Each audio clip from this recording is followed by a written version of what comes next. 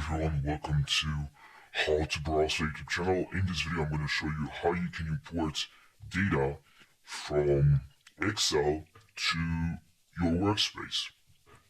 So now let's jump right into the video.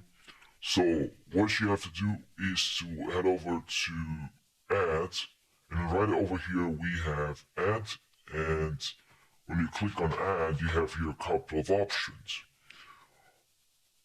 You have to hover your mouse over import data, and here you have import Excel. Now you can drag your file here, or you can click on browse and select your file.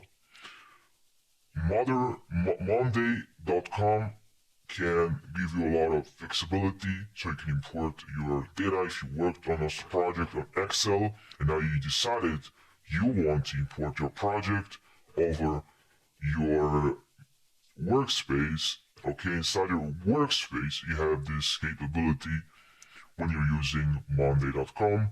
So this is the tutorial for today. If this tutorial helped you, don't forget to subscribe for more tutorial, and if you have any suggestions for the next tutorial, please let me know in the comment section. Thank you for watching, and I'll see you in the next tutorial. Take care.